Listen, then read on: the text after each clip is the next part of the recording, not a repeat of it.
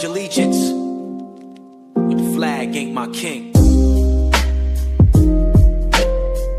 Yeah, let's talk about it.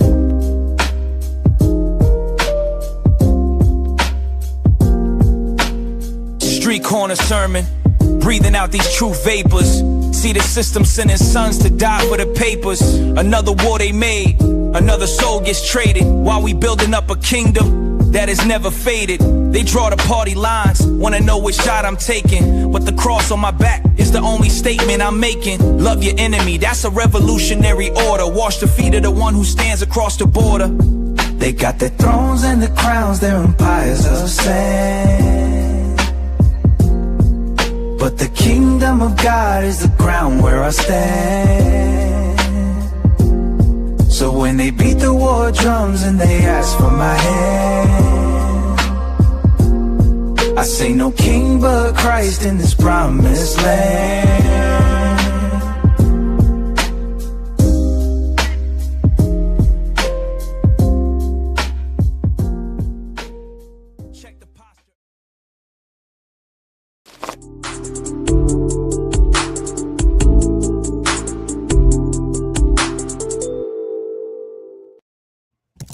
All right, guys, welcome to another edition of LCI Greenroom. I am not Jacob Winograd. I am Alex Bernardo, the host of the Protestant Libertarian Podcast. But you're going to find out exactly why I am hosting tonight and not Jacob. Right now, we are celebrating the launch of our second edition of Faith Seeking Freedom tonight. So I am very excited to have with me all six of the contributors. We have Dick Clark, we have Kerry Baldwin, we have Doug Stuart, we have Norman Horn, we have Jacob Winograd, and we have Cody Cook. I am extremely excited about this book. This is huge for our organization. I think that you guys are going to absolutely love it. Before we get into the conversation, you can get a new copy of this book if you go to, and you'll see it at the ticker at the bottom of your screen, faithseekingfreedom.com. I can't recommend this enough. I was fortunate enough to be able to get an advanced copy. I've read through this book. It is incredible. And if you take a look at this, we got the old book right here, and then we have the new version right here. So you can see it's substantially larger than the original. And I'm going to pass it over to Norman Horn. Norman is going to explain to us why we needed a new edition of Faith Seeking Freedom. Norm, what do you got for us? Well, thanks, Alex. Appreciate it. And thank you for being our host for tonight. And welcome to everybody. And we're so excited to be here to tell you a little bit about what Faith Seeking Freedom is all about. And of course, why are we doing this in the first place?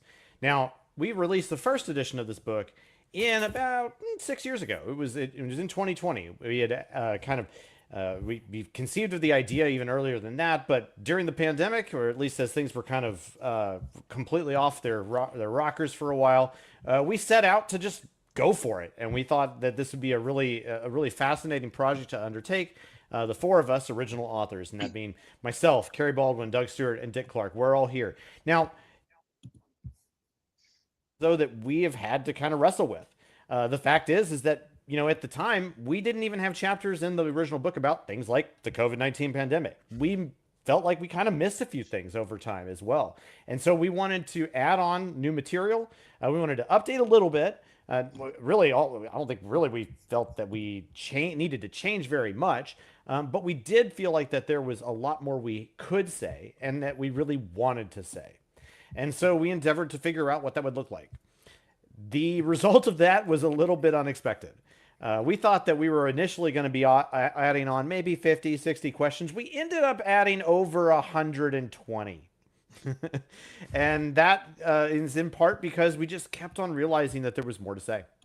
And as a result, we ended up bringing on more people in the process as well. And so we were very proud to add our new colleagues, Cody Cook and Jacob Winograd, who you all both know and love, to the team in order to make sure that we were like kind of, you know, wrestling with things the right way and adding on things that in using additional voices to help make things make sense to more people.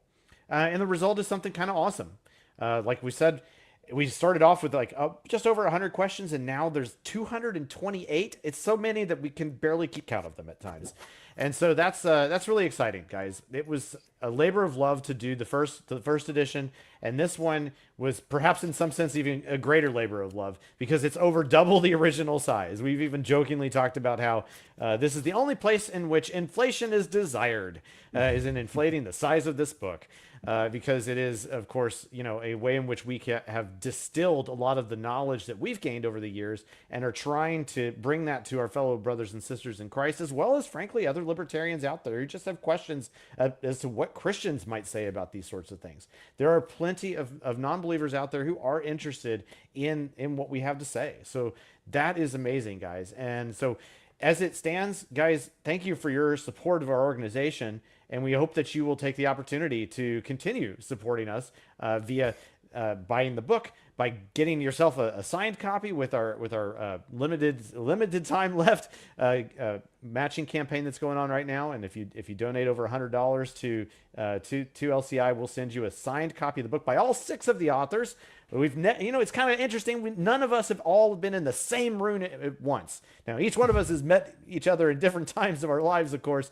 But I think it's been a while for some of us. And the fact is that we have done this as a collaborative effort because of the mission, and we're all dedicated to that mission. We're really thankful to be able and really honored to be a part of it. That God has made this possible for us, and it's also with your help that it continues. And so, I'll toss it back to Alex here. Guys, this is a great time. We're really excited to tell you more about the book, what this means for us overall as an organization going forward. There's so many things that we have in store for you, both tonight and in the future. There's so many things to be happy about and to look forward to in the coming days. So thanks, Alex, and let's see what's up next. Yeah, I want to ask Jacob and Cody real quick, since they're the new contributors. What was it like working on this project, especially since, as Norm said, it's so much more expansive than the original one? Well, we'll let Beauty go last so Cody can lead. Real quick, can I reenact the Brady Bunch before I answer that question? It's a story of a man named Cody.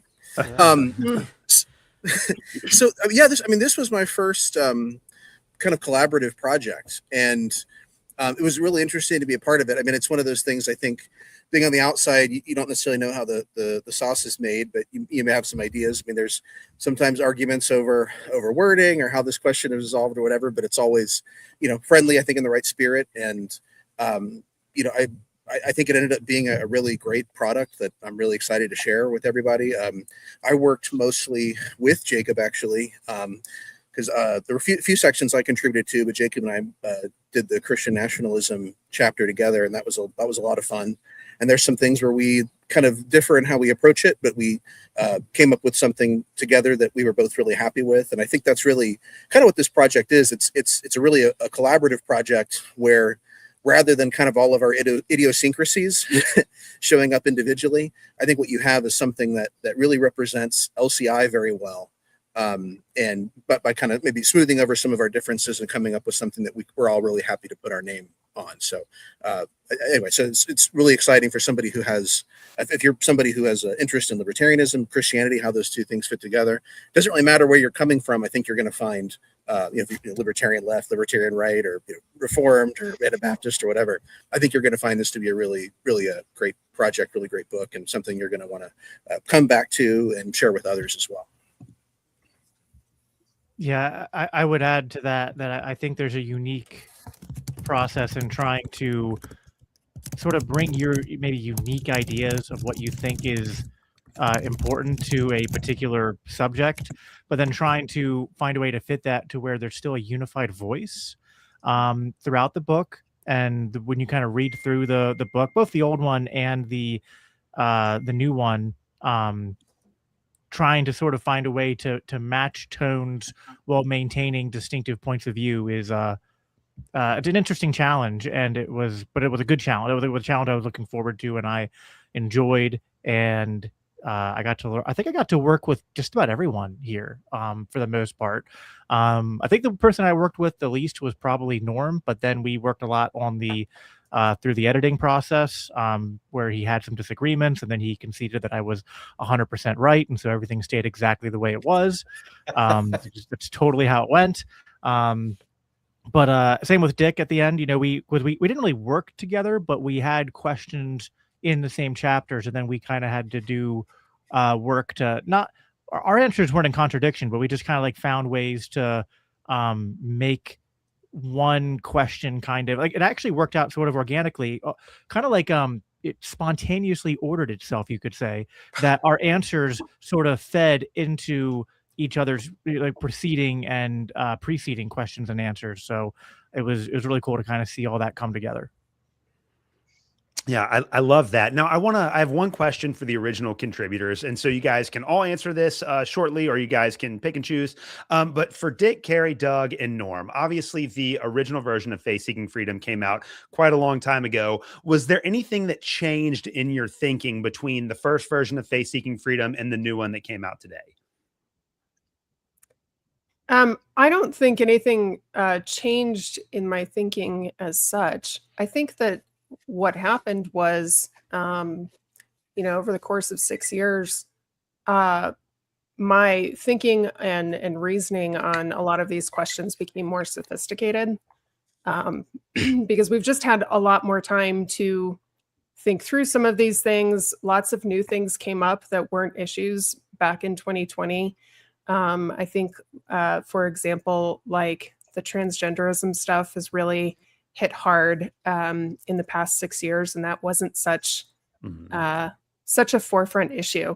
And so, I don't think there was a whole lot as far as changing one's mind. I will say, and I don't know that I don't know when this happened for me, but I will say that since the issue of the Epstein files came out, I've had to reevaluate where I stood as a libertarian on matters of the death penalty.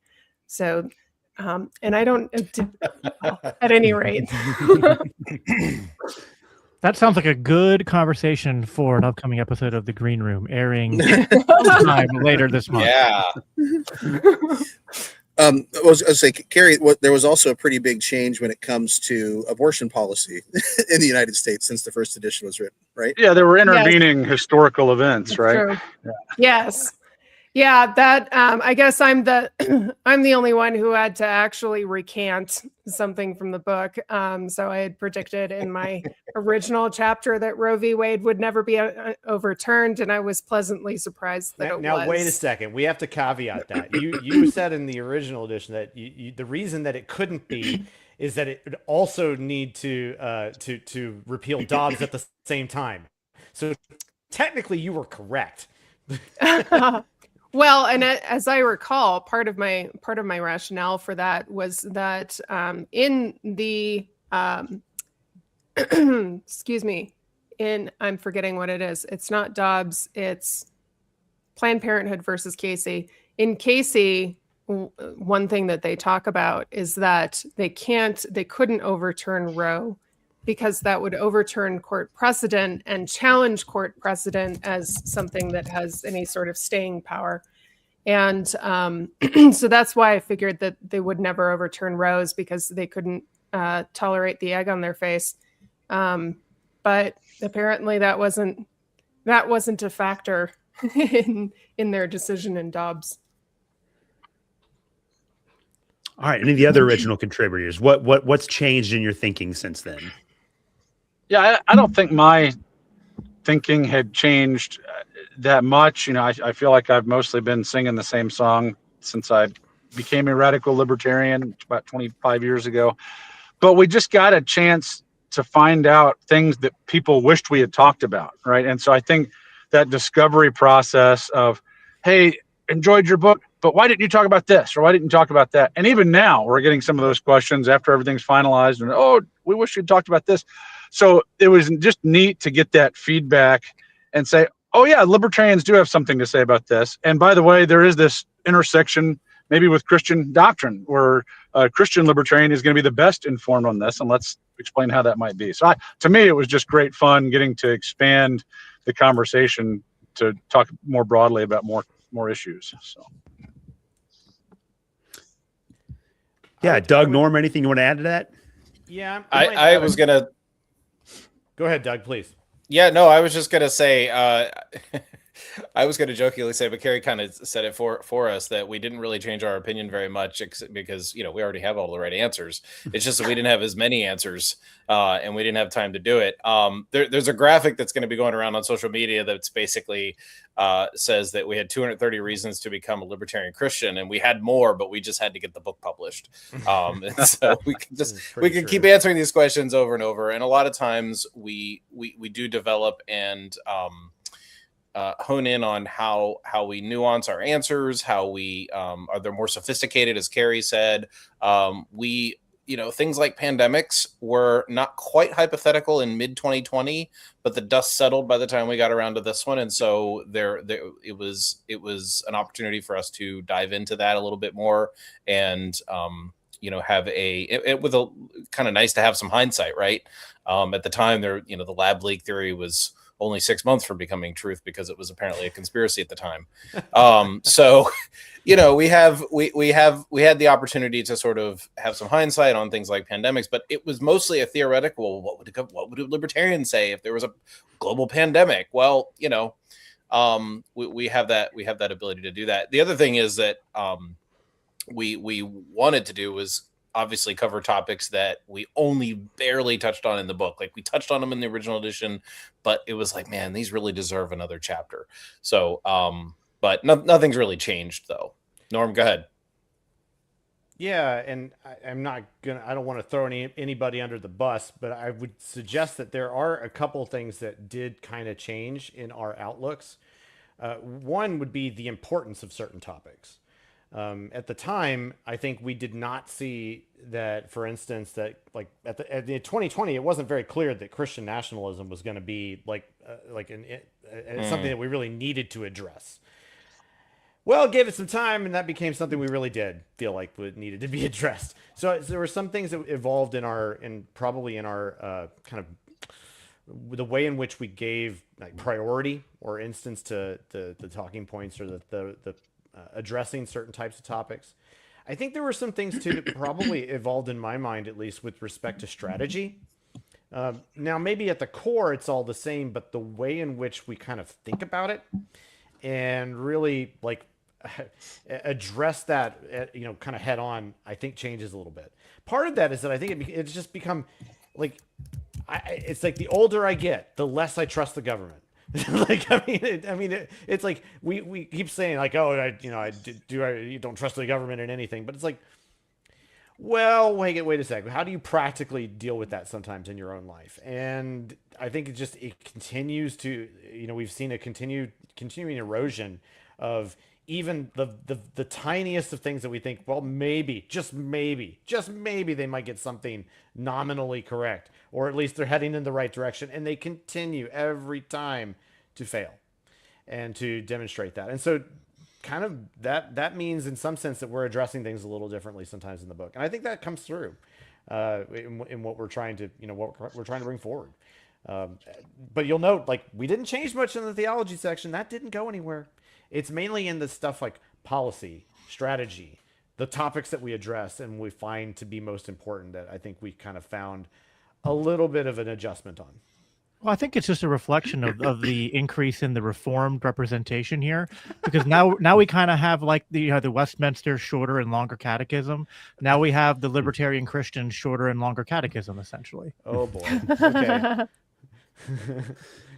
Well, we have a lot to talk about regarding this book tonight. So I have several questions that I want to put to you, and I'm going to lay out some ground rules here. So with each question, we're going to have about 3 to 5 minutes for you guys to answer. You don't have to answer a question if you don't want to. We want as much participation as possible. So try to keep your answers brief if you can. But we're going to go through here and talk about some of the contents of the book, some of your ideas in developing the book, maybe areas where we disagree, because there are some of that too. And then, of course, talk about the big issues like Romans 13 that we all agree we basically solved, right? So that's what we're going to be doing. So I want to open up this round of questions with one just about your person. It doesn't have to be one that you wrote yourself, but for the people that were involved in the book, what is your favorite new chapter in the book, and why are you glad that we included that? So it's open to anyone. Well, one of the things that we talked about in the new version of the book that I think is a quintessential conversation topic whenever people are trying to say, oh, but what about this thing that libertarians say? That has to do with prohibition and the drug war, right? And this is a policy area where libertarians knew what the right answer to this was long before the mainstream. Now I think a lot of people in the mainstream kind of recognize that the drugs have won, right? The war on drugs. But we really address it not just from the libertarian economic, analysis, which we do, but also talking about why, if we're concerned about a spiritual problem, right, a moral problem, why using the state is not going to solve that sin problem, right? And in fact, Christians have blinders on to what our real solution is that we know as Christians to the problem of sin, when we think, oh, well, this is an exception and we just need to use the cops to solve that, right? Other sin problems will try to show people their error and help them repent and believe on Jesus, right? But for this, we need the police to solve this sin problem. And so I don't know, I'm glad we're tackling that head on. Love it. I really liked the addition of the public health chapter. Norm and I worked on that one. And the pandemics, the issue of pandemics and public health. And I appreciate that one because, COVID did a lot of things. And one of the things that it did was it divided libertarians in many different ways. And I appreciated being able to work with Norm on those particular topics, in part because he and I approach public health from two very, very different perspectives. And yet, we were able to actually be able to describe what a libertarian position can be for those things. In a way that actually respects the concerns on all sides. So I think that one's probably one of the best additions. I must concur. That was a lot of fun to work on that with you, Kerry. And it coming from, now in my own professional life, dealing in the space of healthcare, I've grown even more anti-state in as much as my observations of how the state interacts there is concerned. It's wildly problematic in so many different ways. But the way that I kind of tend to think about it, at least, from operationally, from what's going in, from the hospital perspective, from operationally, from doctors and so on, and because, quite frankly, as being involved in the infection prevention space, COVID was an insane time for us. And, we have to, we really need to, we wanted to respect the fact that, it was a big deal and it did kill a lot of people, but also the state exacerbated every single problem that was there. And so that was, it was really interesting to work on Kerry with that. And so I appreciate her, everything that we got to do there together. Sorry, go ahead.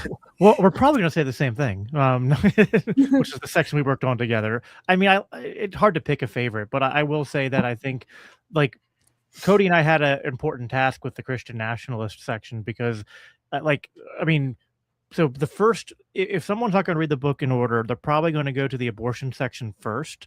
So Kerry probably had the biggest, most important section to write. But after that, I think that, there's going to be a lot of people that are going to be really interested to read the Christian nationalist section because people like Doug Wilson, Andrew Wilson, Stephen Wolfe have been, growing in popularity, getting on big podcasts and shows and things like that. And there's a growing number of people who are influenced by Christian nationalism because they do feel like maybe the modern evangelical sort of view on politics is wrong, that it gets it was a step in the wrong direction, and too many people think that Christian nationalism is the correct answer towards that, or maybe they just we've often talked about the Mott and Bailey of Christian nationalism, and they only think they only know about the PG kind of front face that Christian nationalists put out about what they want, what they're advocating for, and so I think I hope what Cody and I put together is a pretty robust sort of explanation of what Christian nationalists believe, which I think that was kind of like a huge contribution I made, that Cody helped me refine. Was like I was kind of trying to do the Herculean. I always get this word wrong. How do you say that word, Doug? The Herculean. Herculean, yeah, task of trying to steelman the Christian nationalist position.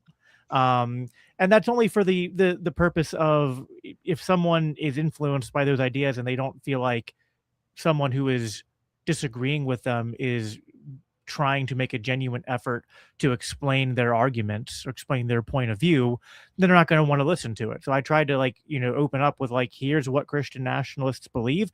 Here are even some things where we disagree with their solutions and their prescriptions, but maybe they diagnose some correct problems about modern evangelical Christianity and the modern Western view of how church and state ought to operate and things like that.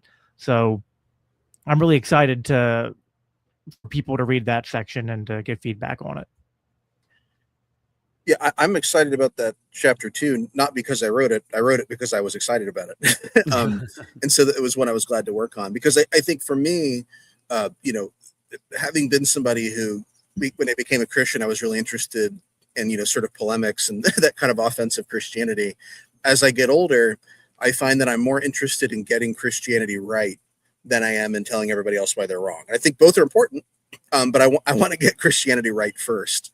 And so I think that chapter on Christian nationalism is helpful for sort of diagnosing why it is that Christian nationalism is not representing the biblical data correctly. I will say too, on the pandemics chapter, it's really important to me because in 2020, at the beginning of 2020, I was well on my way to becoming basically an anarchist.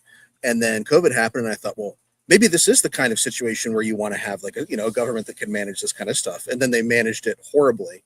And so I was largely cured of that impression. And so, but I think it's important to have a really thoughtful answer for those who still who recognize that, but still think, okay, yeah, but what if, what if something Cody, happens? You took the jab. Oh, wait. Okay. Sorry. Bad joke. So I also want to ask you guys, since you all obviously are very emotionally invested, and rightly so, as Cody said, you wrote these chapters because you were excited and knowledgeable about these topics. But there are obviously many chapters in this book that you guys didn't write. And we all have skeptical friends who are curious about or who are curious about libertarianism and its relationship to Christianity, but that aren't completely sold. So I'm going to ask you guys a question about somebody else's contribution. If you have a skeptical friend, someone who is wondering how in the world libertarianism can relate to Christianity, what is one chapter that you would recommend from Faith Seeking Freedom that you didn't write, and why would you recommend that chapter?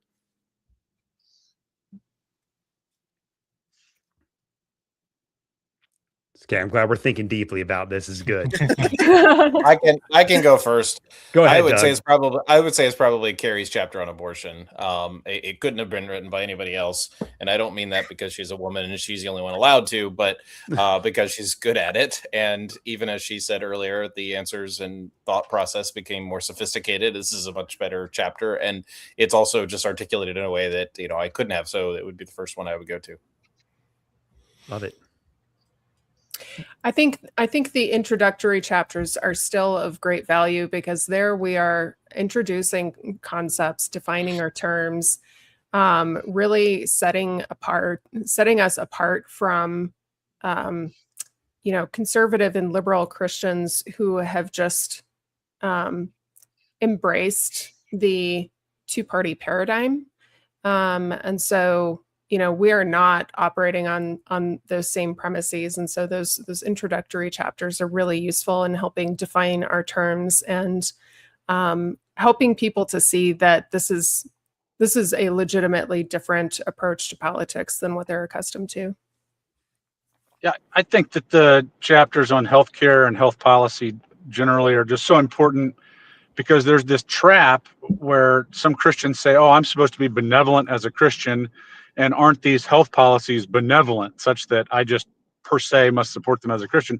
And I think that those chapters do a good job of answering why, in fact, those policies are not benevolent. And in fact, we're not serving our neighbor and caring for our neighbor by supporting or acquiescing to those sorts of destructive policies in the healthcare context.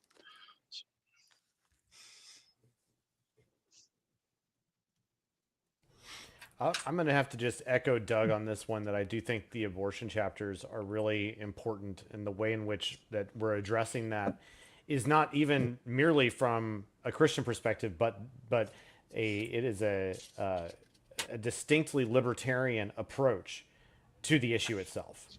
And I think it's worth noting at kind of this juncture, as we kind of note that briefly, is that we, next week we're going to be at Freedom Fest, and we have planned and been in a debate where Kerry is going to be debating the skeptic Michael Shermer on the topic of abortion in front of a whole lot of people. No pressure, Kerry. Thank you. In one of the largest libertarian gatherings that happens every year. And so we're really excited about that. Like we think of this as being, kind of a big moment for how we can promote the everything that's about our organization there. The fact that that we are believers who have a distinct libertarian point of view as well. And this is the work product that we bring forward to help bring that to even more Christians out there. So anyway, I just want to kind of subtly and not subtly at all plug the fact that this is happening next week, and that again, that is, thankfully we're able to do that because of your support of both the book and our work as an organization. I think I've said this several times, and it's always tough talking about these things because I don't want to spoil the book, right? But the last chapter of the book, actually, which was kind of like, you could almost say it's sort of the like, if someone's going to like read the entire book, be convinced of all the arguments, and then be like, well, what now? Right? Like, what do we do now? And it's sort of a cure against being black pilled, but also a cure against maybe like a naive sort of white pill. I think it's like a realistic white pilled approach to sort of like how these ideas are not how they bring value to your life, even if we continue to live in a world that is sort of dominated by forces that are not not conducive to liberty and not in complete keeping with sort of what we would argue is the biblical view of authority and government and all that. That like that doesn't mean that we should resign ourselves to sort of like, well, it's hopeless and we just have to wait for Christ to return, and until then everything's held in a handbasket. But it's also not sort of like a sort of overzealous, well, we can usher in a libertarian utopia, and anything short of that means that we failed. So I think the last chapter of the book does a good job at sort of like helping any libertarian, whether it's a new libertarian or a seasoned libertarian, to kind of sort of rethink like, how this applies to you in a sort of personal way. Okay, but I have to throw it out here because even though I am certainly the person in LCI who is most likely to say better living through chemistry, can we just make a pact here and now that we can stop pilling? We don't need any more pills. Can we? Norm is black pilling on the pill terminology. Is that how it works? I'm not sure. That was a stretch. Yeah. Well, can I just add sort of an addendum? I decided to grab my copy because I was forgetting the actual chapter titles. I think a good chapter for newcomers to the book to go to would be chapter 7, Capitalism and the Christian. Both conservative and liberal Christians have ideas about capitalism or the system that we have now, and have a very black and white view of how economics is supposed to work, what capitalism is. And I think, if there's one place where libertarians get misjudged, it's how we actually think about capitalism and the free market and the economy. And so I think that's a chapter that is maybe refreshingly challenging for both sides.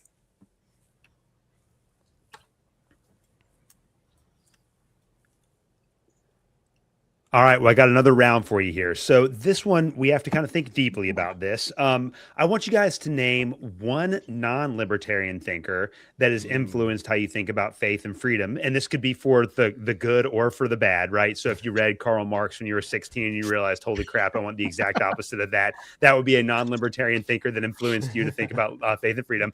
But then I also want you to name one non-Christian thinker that has influenced how you think about faith and freedom. So again, one non-libertarian, one non-Christian that nevertheless influenced your thinking on the relationship between faith and freedom.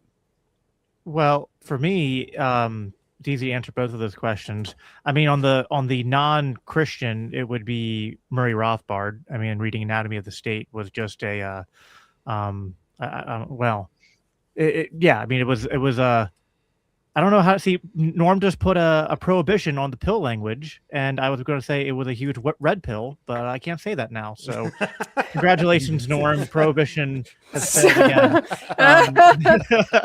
Anyway, but he's kind of, so he's both not a libertarian, and he's not I would say he's not a Christian, although he is sometimes labeled as one, and it's kind of hard to say for sure, but. Jordan Peterson has always really shaped both my Christian and my political views, and he gets things wrong on both fronts. So it's not like I'm endorsing everything he's ever said and done or written. But I think that, you know, at the heart of a lot of his message is sort of one about, like, you know, life is suffering, but are you going to just sit back and just kind of like complain about it, or are you going to do something? And he talks about the virtues of competition and hierarchy and personal responsibility. And, you know, even though he is not a libertarian, his work and the kind of principles that he teaches and espouses, that he's been a champion for, they are directionally libertarian, and they certainly pushed me in a libertarian direction when I first encountered him. And there's still a lot of there's a lot of value to his writings and lectures and stuff I still get, and I go back and read and listen to his stuff a lot. And so I'd say he's the you know, non-libertarian that I probably have gotten the most libertarian insights from. Love it. Yeah, I think that Hannah Arendt made a big difference for me, because I think there's a temptation for somebody who's kind of a fledgling libertarian to imagine that the adversary that you're up against in your political philosophy is like some mustache twisting, like arch villain. And I think the idea that commonplace people can just become part of this engine of aggression while not actually being, you know, maniacal, right? They're trying to tend their home fire, so to speak, but they end up doing this brutish, you know, wicked thing. You know, she helped me in some way understand more about how that could be. So, you know, she's not a libertarian, but that's useful social observation, I think. And it helps us understand what we're up against, right? It's actually way harder that just normal people can do this evil state stuff, right? I mean, it'd be a lot easier, and I'm thinking of John Flynn now, and as we go marching, that, right, it's not just that the Germans were a special kind of demented when the Nazis came, right? They were actually something way scarier. They were just normal people who like fell for this gangster's vision of the world after the stage had been set. And so I don't know, that stuff's really important to me. And then somebody mentioned Murray Rothbard already, so I'll point out Mises, just understanding why people act, and that you know, analyzing human action on an individual, you know, level is how we can better understand the world and economic phenomena and political phenomena. So. I'll go next. I do really appreciate Mises for sure, and his views on human action. But I would say that a non-Christian libertarian that's really influenced me, that I really appreciate, is Stephan Kinsella. He's a just ridiculously clear thinker, I think, and really helped me to understand the concept of self-ownership, and incidentally, intellectual property rights. That was just sort of a little side note. Understanding intellectual property rights from his perspective, or that they don't actually exist, was really helpful in me learning about how I could make an income off of my craft. So Stefan Kinsella is the non-Christian guy. The non-libertarian guy, I think, is Herman Doiverd, and his ideas about a non-reductionist view of the human, especially as well, poor Matthew's not here to say it, especially as a woman. What I hear a lot from people is sort of this reducing women to one thing or another. And so in really understanding how self-ownership works for women, and of course for the fetus as well, is understanding that we are complex beings that cannot be reduced to one aspect or the other. And so that's really played a part in my own thinking on libertarianism in a Christian view. I'm going to start telling people. Cody, you're up. I can jump in. Yeah, a non-libertarian. I mean, there's a lot of people you could mention, I guess, but Michael Gorman comes to mind. He's a New Testament theologian who's done a lot on cruciformity and nonviolence, and yet he's still, is inclined to believe in the violence of the state, so long as it's, not too right wing, which, that's obviously an inconsistency he needs to work through. But I think one of my biggest non-Christian influences has always been Malcolm X, because when I read his autobiography, I was really impressed with his commitment to searching for truth, which he didn't necessarily find completely before he died. But he was willing to do what was difficult and in order to sort of pursue truth. And anyway, that always really stuck with me because not everybody has the commitment to do that.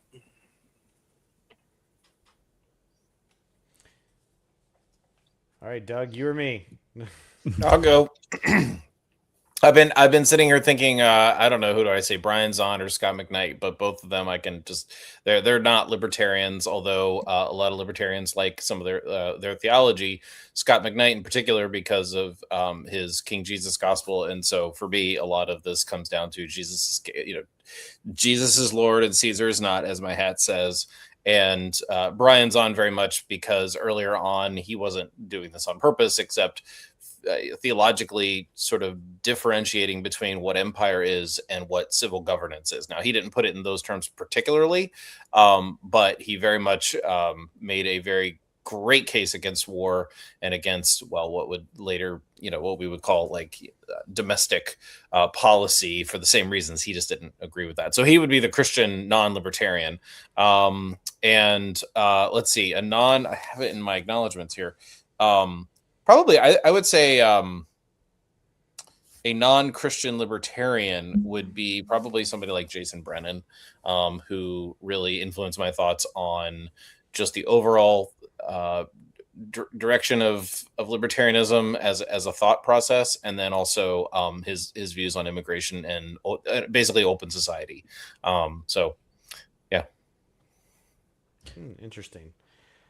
Well, I think for me at least, it's kind of hard to exactly pin down some of these things because we like to attach labels maybe a little too quickly, but I think it's safe to say that a Christian who would not strictly, I mean, maybe he would now, but in the 19th century it didn't exist then, at least not in that form, would be the David Lipscomb.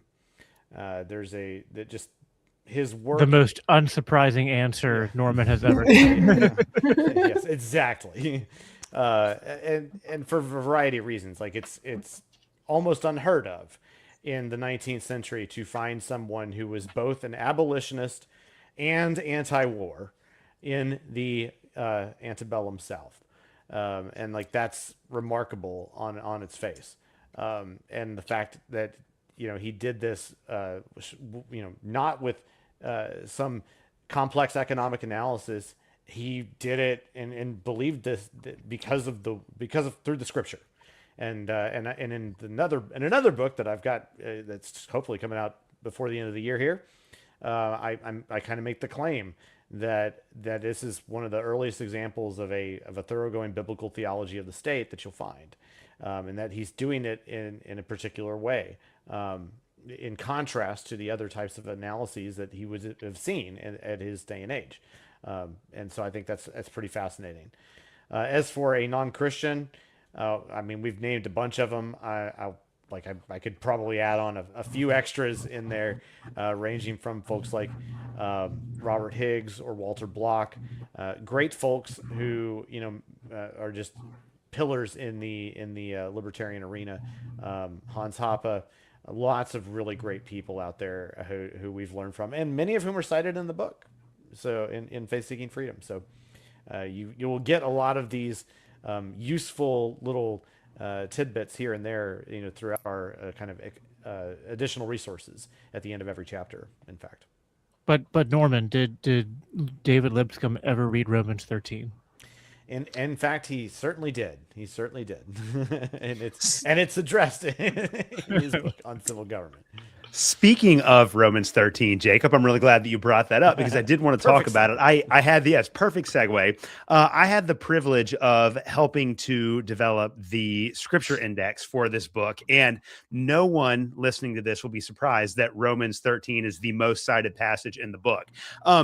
Also, you might be interested to know, however, though, that not everyone at LCI agrees with how Romans 13 should be interpreted. We all agree that it doesn't lead to authoritarian statism, okay? But beyond that, there are a lot of disagreements. So I want to ask you guys about the Romans 13 question. Did we finally decisively settle the answer or the question of Romans 13 once and for all? Did we make it more complicated? How did we handle Romans 13 in this book? Are we even happy with the way that we portrayed Romans 13 in the book? I want to talk about Romans 13 for a couple minutes. So I'm leaving this wide open. What are we doing with Romans 13 here?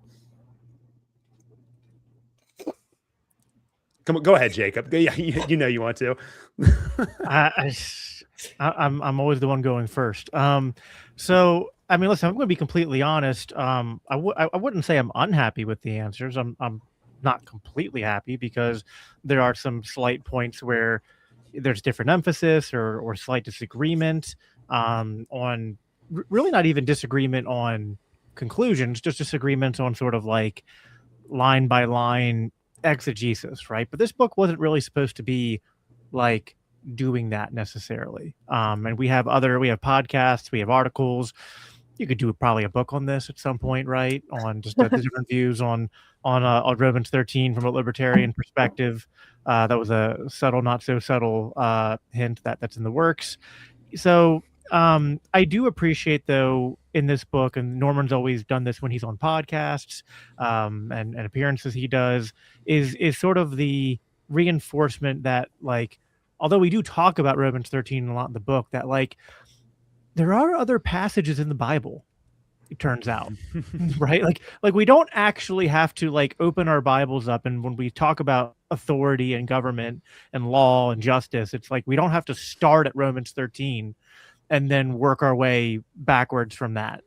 That's actually probably not the correct way to do it, and we probably need to have a holistic view of these subjects that's informed by all of Scripture, and read Romans 13 in context with Scripture, and not read Scripture and try to shoehorn it into our sort of like already arrived at conclusion of what Romans 13 must be saying. Yeah, I think it's important to remember that, we're coming at this book from different doctrinal traditions, and some of those traditions have been ardently opposed to one another historically. And so I guess as far as, our answer to Romans 13, I think it's a good sort of popular level introduction to rethinking how readers have heard Romans 13 interpreted. But I think it's really important if you want to do a deeper dive, then I think all of us at some point have written about Romans 13 from our particular doctrinal traditions, because like Jacob was saying, there are broader systems of theology that inform the way that we are interpreting various passages, including Romans 13. And the systems that, I'm using as a confessionally reformed believer are not the same as Cody's, are not the same as Norm's or Lipscomb's or that sort of thing. And, but at the end of the day, I think what you can take away from our responses with Romans 13 is that Romans 13 does not justify the state. And we come at that from different perspectives. But, we're challenging the, more common understanding that that's what gives carte blanche license to the state. And we're objecting to that. Yeah, it's kind of funny. It's like nobody argues more than two people that agree 95% on something, and well, that explains a lot. And I think for those who are kind of unaware of the different traditions that are coming into this, and this will be, I think explained in a later book in a little more detail. There is kind of a Norm mentioned David Lipscomb. There's kind of a Lipscombian answer that's largely informed by kind of an Anabaptist perspective, but also a little bit different.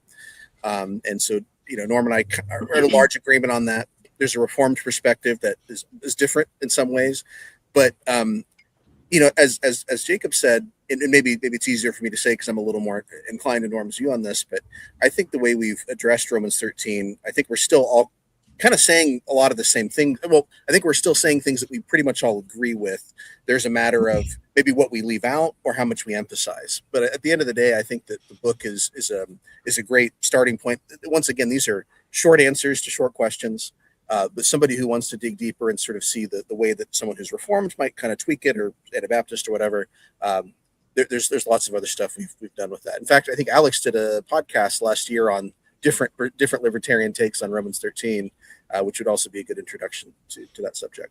Well, not to answer twice, but just to kind of piggyback on that really quickly, like there is oftentimes when there's even a difference in exegesis on particular passages, it's not necessarily that we're disagreeing with broader conclusions we're making. It's just more of a different, I agree with you that this particular fact is true, but we might just be having a very, meta high level debate on, is that in this passage or is that in this passage, right? And so that often is what it comes out in these discussions that we can be very passionate about, but then someone who's not even a libertarian would try to hear these conversations, and as you said, be like, so you guys basically agree, and you're having a 2-hour debate in a Signal chat about about how you come to the same conclusion.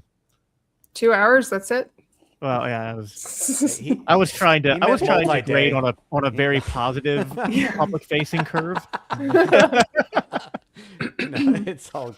We're libertarians and Christians, so I mean, two groups that historically have never been fractious, always gotten along. Combine them together, I mean, it's just it's a recipe for everyone just always being happy. Well, I've definitely like to jokingly say that we started LCI in part because we know that you're not supposed to talk about, religion and politics at the dinner table or in polite conversation. And so we started LCI in order to become the world's worst conversationalists. Right. It's the meme. Why not both? Yeah, exactly.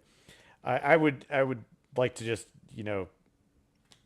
commend my colleagues here for, that it's this is the great stuff that we get to do and to bring forward to folks, is that through our discussions on these things, when we because we're all come at this with Christian love for each other in the end, this enables us to have good conversations, and that are able to build each other up in this. And I think that it's really great when we can come at this and go, well, I think about it from this point of view. Well, I think about it from this point of view, and I'm gonna bring some more David Lipscomb here. And if you can, and then but if we bring in Do Ya Word here, it's gonna look like this. And it's like, oh, this is the kind of stuff that we need to be doing, because that's how iron sharpens iron. And as it pertains to Romans 13 in particular, I think the last thing that we haven't really hit on the book does answer, or at least attempts to, is that, even if no matter what approach that we kind of take in looking at certain parts of that passage, we also need to come out of it with like, what are we going to do about it? And what type of prescription is going on here? And I've always tried to contend, and you'll see this in a lot of my writings, that like there is a stricter sense of that the prudential aspects of what we're trying to gain from Romans 13 are just as important as anything else in the passage. And that's why, this is why you pay your taxes, is that we don't want to be persecuted for things other than the name of Christ. So, well, that's why that doesn't justify the evil that's being done, but this is why we still submit. And that's the essence of what's going on. And so there are a variety of things that we should derive from the chapter of Romans 13. That's another one I think that is really kind of critical, and you'll get that in the book.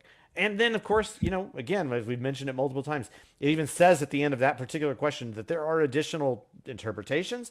We can't go through all of them here, and there are additional resources in the end of the chapter that you can do even more research on your own with that. But, you can only fit so much into 200 words, or at least, that's our goal, at least.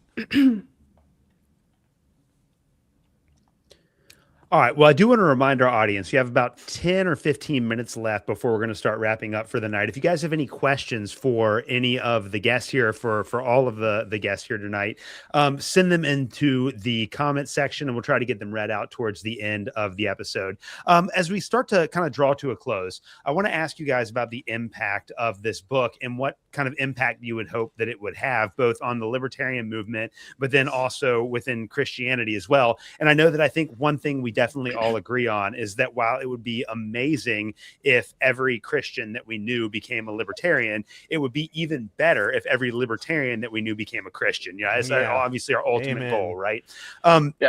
So within that framework here, what kind of impact do we want to have or what kind of impact do we want this book to have on both the Christian and the libertarian movement in the United States right now?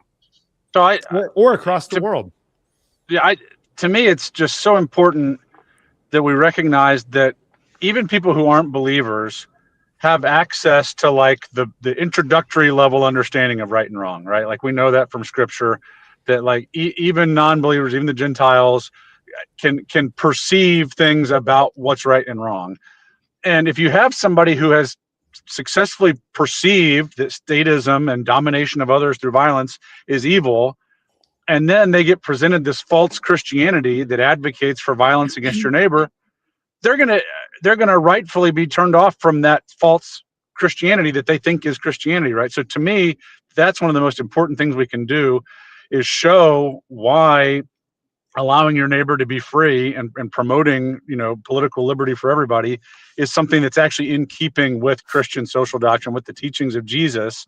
Because to me, it's way more important that we can convince libertarians to take another look at Christianity and to see how, hey, actually, this is the belief system that best, recognizes these moral observations you've already made. And now here's a whole framework for it. And we know who the author of it is, right? And to me, that's the important part of the mission, is the evangelism part. But also it is important to help others in the church not to be engaged in advocating for sin, right? Advocating for things that are against the teaching of Christ, because then we're going to put brand Jesus on some missile that blows up a school full of kids someplace, right? I mean, is the end result, and that's blasphemy, right? So both of those missions are important, but I think really they're important for the same reason, and that is that hypocrites don't block people from coming to Christ. So. I love that answer. I was going to kind of make the same point, so I'll piggyback it with a second point, which is, I think for both, for the Christian reading it and for libertarians reading it, a push to be more consistent, I think, is what I hope comes out of this book. Like for the libertarian reading, and there are so many amazing libertarians who are not Christian, and that our morality in terms of how we treat our neighbor and how we view law and justice are very similar. And then they, in my opinion, all of our opinions here, like they very tragically mishandle and fumble the issue of abortion. And I think that the libertarian philosophy is the correct philosophy, but it's kind of it's not, well, there's a lot of reasons why it's not taken seriously by the mainstream and by a lot of conservatives and by a lot of Christians. But one of them is like, I think we've all heard it. There's a lot of people who are like, yeah, I could almost consider myself a libertarian, but just so many of them are pro-choice. And that is that glaring hole in at least sort of the classical libertarian writings and a lot of, mainstream libertarians, is that they tend to, I'm not saying they're cheerleaders for abortion, but they're certainly landing on the pro-choice side. And the libertarian movement would just be so much more successful, I think. And it would, the philosophy would be, I think, more accepted if it solves that issue, which I think Kerry's done a good job at trying to make clear for people, not just the Christian, we know the Christian argument to be against abortion. And the libertarian one, I think, is one that many of us have intuited, but Kerry's done a good job at kind of, putting it down into formal arguments and logic, and kind of showing how from just libertarian arguments alone of self-ownership and the non-aggression principle, and just outworking, and tying in outworkings of just like biology and just the natural makeup of reality and humans, how that all ties together. And then, for the Christian, it's kind of like, I'm glad that you're pro-life for fetuses for babies in the womb. You correctly don't call them fetuses, you call them babies in the womb, and you say, calling them a fetus is dehumanizing.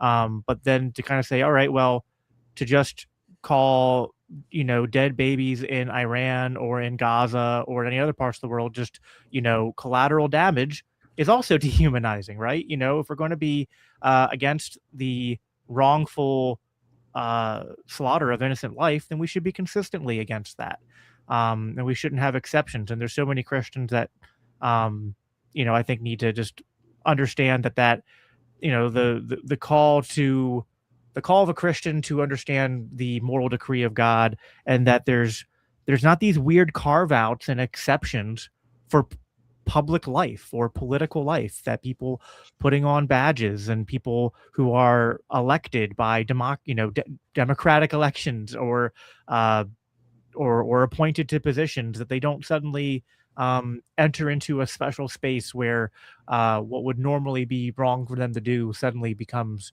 right and justified.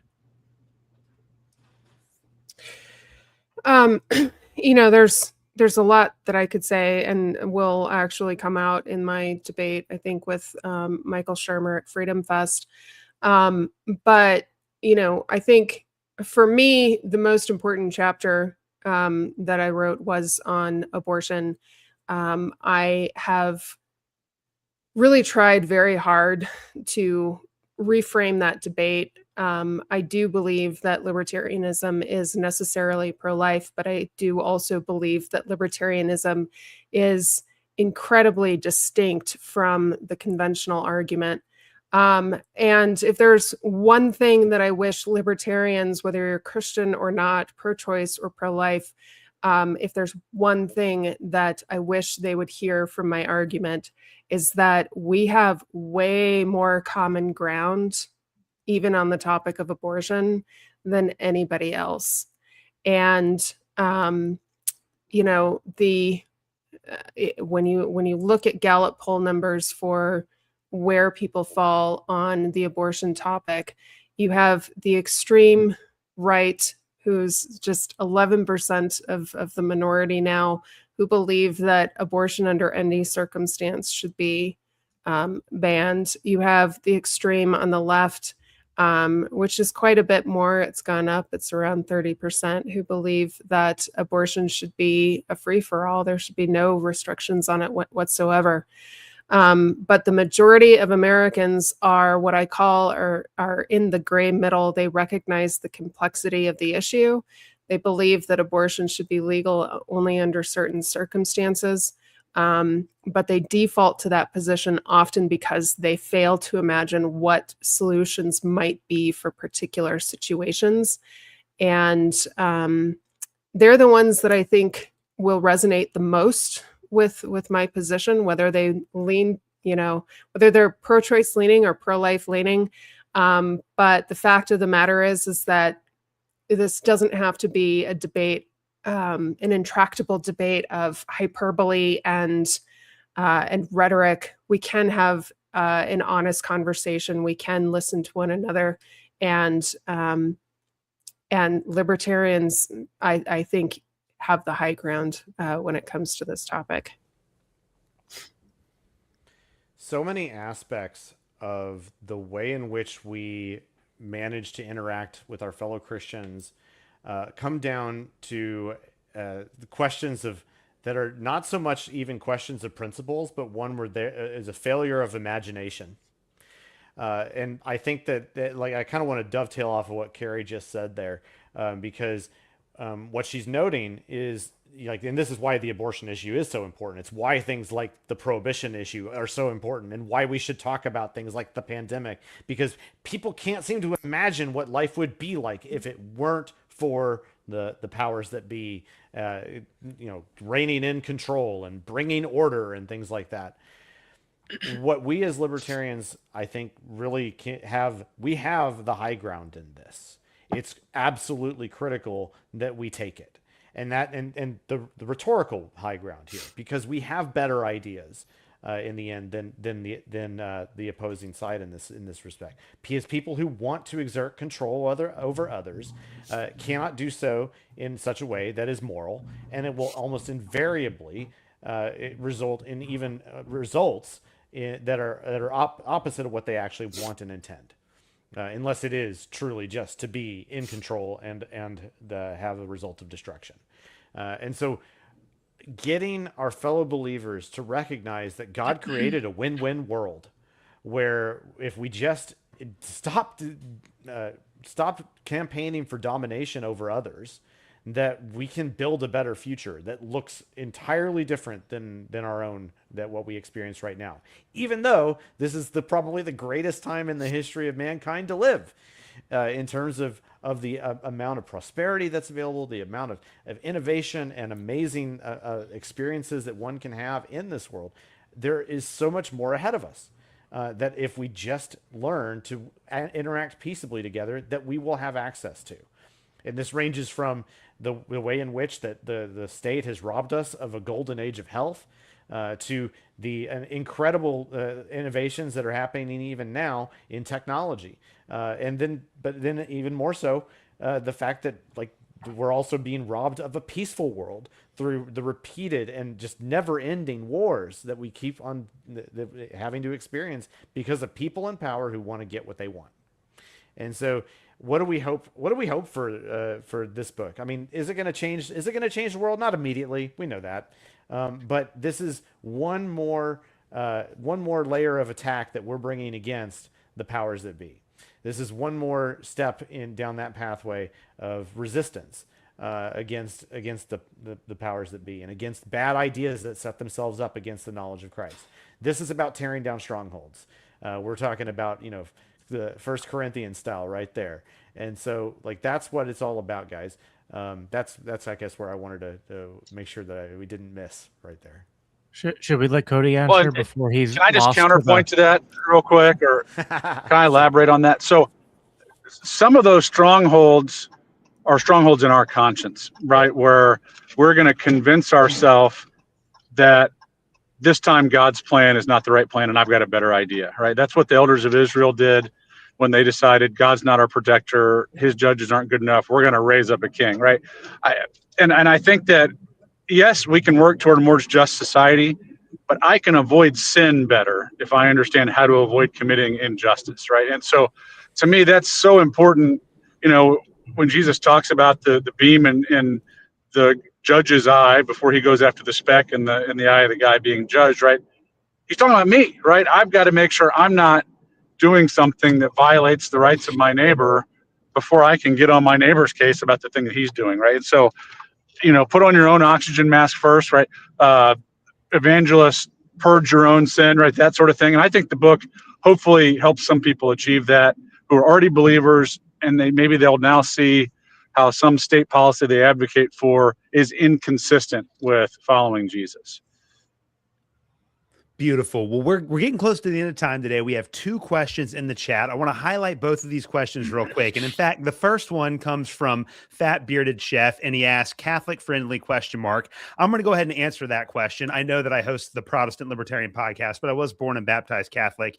And one of the I think great things about this book is that it is truly ecumenical in scope. And we were all of the contributors were very careful to make sure that we weren't bending our answers in the direction of one tradition or the other. So absolutely Catholic friendly and compatible with Catholic theology. And I think that there's just a wealth of information in here that would correspond very nicely with what you see in the Catholic Catechism. Well, now, and we have a couple Catholics who endorsed it.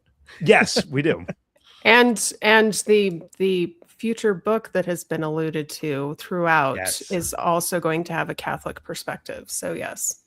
And I have had the privilege of reading that Catholic perspective, and it's fantastic. I'm not going to give any more information because I'm not sure what Doug and Norman will let me say before they have to take me out. So the last question, and this is going to be I think the biggest challenge for all of the contributors tonight. This comes from Free. Are you smarter than a politician? Great guy. What is one simple thing you would tell Christians that aren't libertarians or vice versa? And I'm going to impose one rule on your answer, and this is going to be impossible for a group of libertarian Christians. You have to think real hard. You get one sentence. Go. Anyone can start. One sentence. What's one simple thing you would tell Christians that aren't libertarians or vice versa? I know. Well, and it can't be a long run-on sentence. You can't use like it's a 3 comma limit. I will. The Prince of Peace does not want you to rule your neighbor. Beautiful. Theology does not begin and end with reading Romans 13. I would say the problems that you have with the state, we probably have the same problems, but we approach it differently.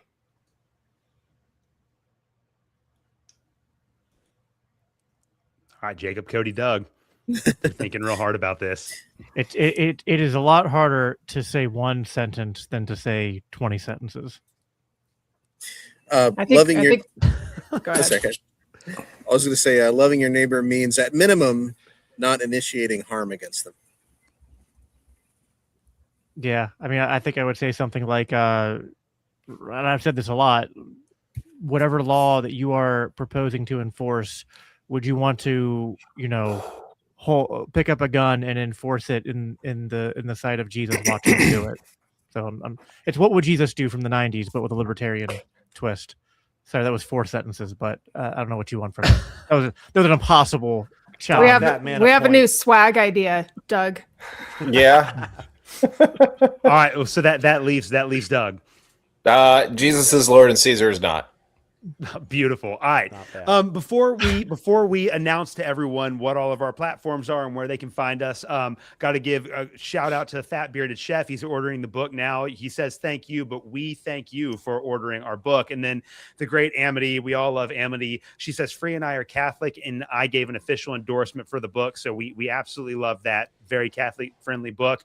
242 people here. So this has been an awesome conversation tonight. All of us do work with the Libertarian Christian Institute. As I said, I host the Protestant Libertarian podcast and have my own LCI book in the works for later on this year. But I want to give the actual contributors to Faith Seeking Freedom the last word here.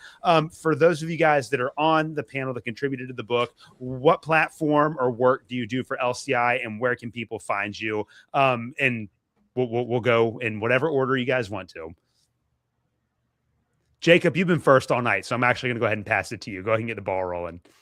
Oh, good grief. So I am the host of the Biblical Anarchy podcast, and I'm the 99.99% of the time host of the Green Room. But tonight was nice to take a night off and not have to do that duty. So thank you, Alex.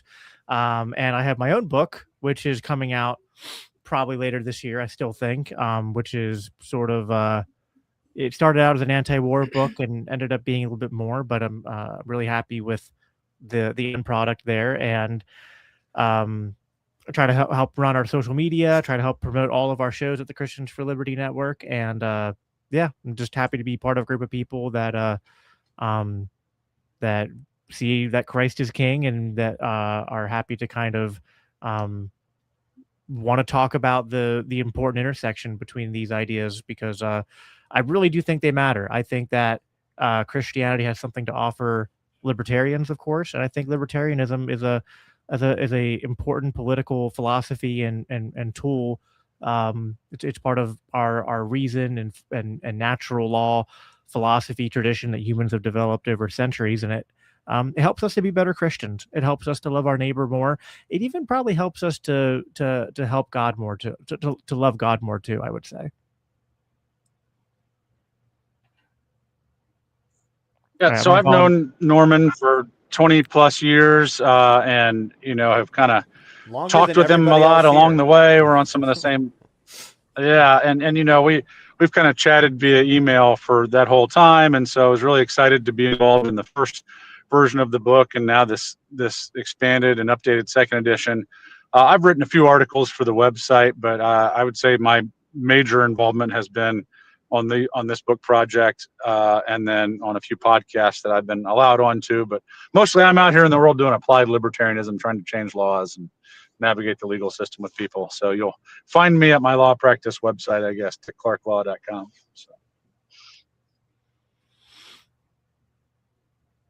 So I am a co-host of the Reformed Libertarians podcast along with Gregory Baus. You can find all of our episodes over at reformedlibertarians.com, including our Reformed Libertarians statement and principles. That's where we actually spell out a lot of how a bunch of Calvinists can actually be libertarian.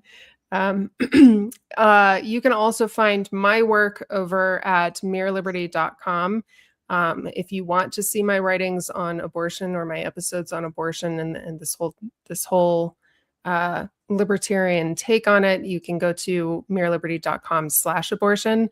And if you want to actually support my research and getting more of this view published and nuanced, I do have monthly memberships that you can sign up for, and you can get access to behind the scenes work. I have live Q&As and so much more. So if you will support me, I would appreciate that. But you can find it again, mereliberty.com and reformedlibertarians.com.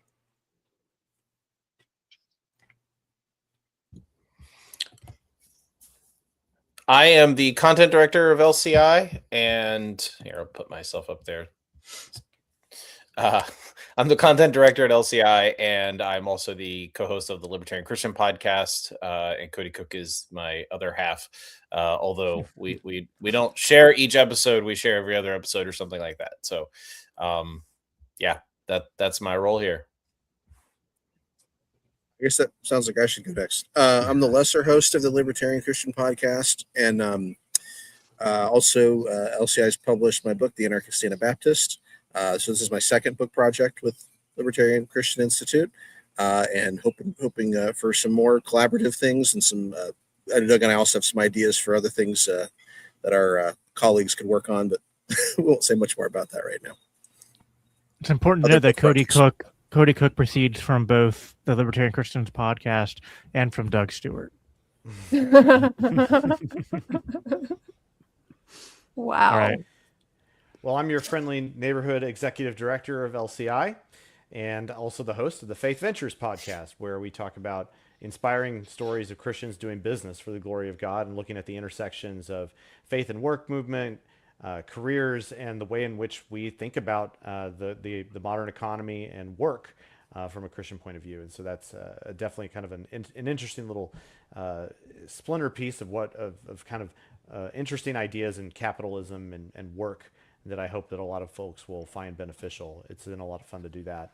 But of course, you'll find me all over the place on LCI, of course, because this has been, kind of my intellectual home for a long time.